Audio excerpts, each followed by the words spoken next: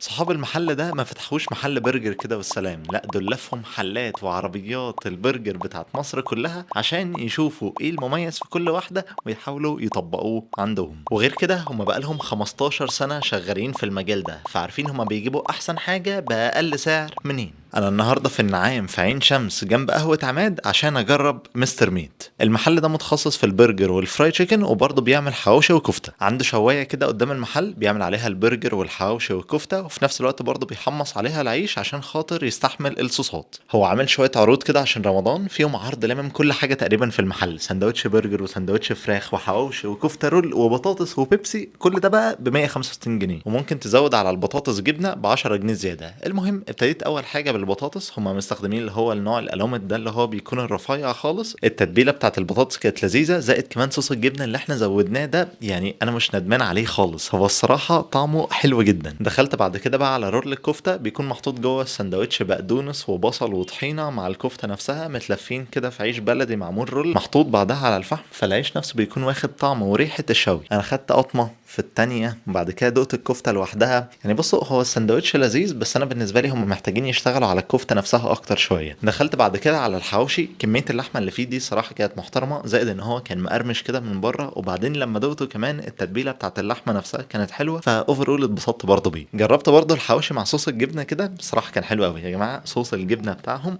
محترم. دخلت بعد كده على سندوتش الفرايد تشيكن، دقت حته الفراخ كده لوحدها الاول، الصراحه القطعه كانت مقرمشه، التتبيله بتاعتها كانت حلوه بس هي كانت رفيعه شويه. بس عامه هم كانوا حاطين قطعه متوسطه وقطعه صغيره جوه السندوتش. انا لما سالت الراجل على النقطه دي قال لي هي المفروض بتكون قطعه كبيره، بس عشان نعوض الاختلاف ما بين القطع بيحطوا قطعه متوسطه وقطعه صغيره مكان الكبيره. بس الصراحه السندوتش ده عجبني قوي، يعني انت حاسس بالتتبيله بتاعت الفراخ، حاسس بالفراخ نفسها، وحتى صوص الجبنه اللي جوه ده كان طعمه حلو. ويا سلام بقى لما تزود عليه صوص الفاير من فوق، هو صوص كده ما بين السويت شيلي والسيراتشا وعليه شويه حاجات تانية، بس الصراحه كان طعمه حلو قوي. جربت اخر حاجه في الاوفر بقى وهو سندوتش البرجر. السندوتش ده كان كلاسيك، يعني محطوط عليه جبنه وخضار بس. دقت كده في الاول قطمه، وبعد كده حطيت عليه شويه صوص جبنه من فوق، وبعد كده خدت قطمه تانية. بصوا هو السندوتش نفسه طعمه حلو قوي، والبرجرايه نفسها طعمها حلو، بس الفكره انها حجمها صغير على العيش. انا بالنسبه لي لو كانوا صغروا العيش او كبروا قطعه البرجر كان بالنسبه لي هيكون احسن بكتير، بس بالنسبه للتتبيله والطعم فهم الصراحه كانوا عاجبني. خلصت العرض ده بقى، وبعد كده دخلت على طبق بطاطس اسمه بطاطس مستر ميت. دايما الحاجات اللي بتبقى باسم المحل دي بتبقى هي الحاجات المميزه، بيكونوا عباره عن بطاطس محطوط عليها التتبيله بتاعت الشرق الاقصى دي تقريبا، ومحطوط عليه شويه برجر وبيف بيكن من فوق، وبعد كده مرشوش بقى على كل ده جبنه. سعر الطبق ده 37 جنيه. انا اصلا كان عاجبني البرجر وكانت عجباني الجبنه، فالاتنين كده مع بعض مع البطاطس والبيف بيكن الميكس كان مكيفني. في اخر التجربه دي بقى جبت 3 سندوتشات من السندوتشات المفروض المميزين اللي عنده، سندوتش برجر مستر ميت وسندوتش برجر مشروم والسندوتش الاخير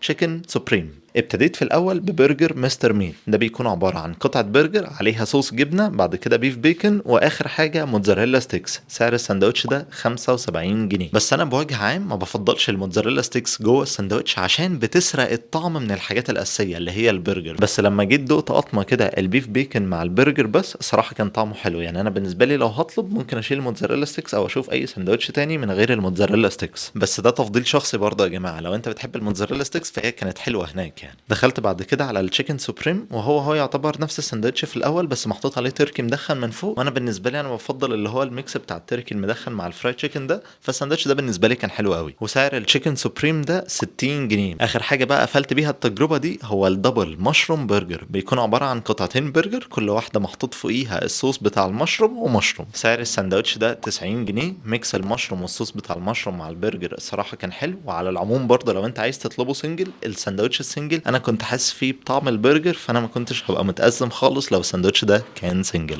في المجمل بقى وملخصا للفيديو ده، انا بالنسبه لي الصراحه العرض الاولاني ده لما تحط عليه جبنه العرض ده حلو قوي، التشيكن سوبريم ده برضه كان حلو، وطبق البطاطس بتاعهم ده برضه كان رايق قوي. الحاجات اللي هم محتاجين يعدلوها او يشتغلوا عليها هي بسيطه خالص، بس انا اتمنى ان هم يفضلوا محافظين على نفس الجوده بتاعتهم دي. وبس كده، شكرا جدا ليكم لو انتوا لسه بتتفرجوا لغايه دلوقتي. كان معاكم اباظه من قناه لايف ويز اباظه.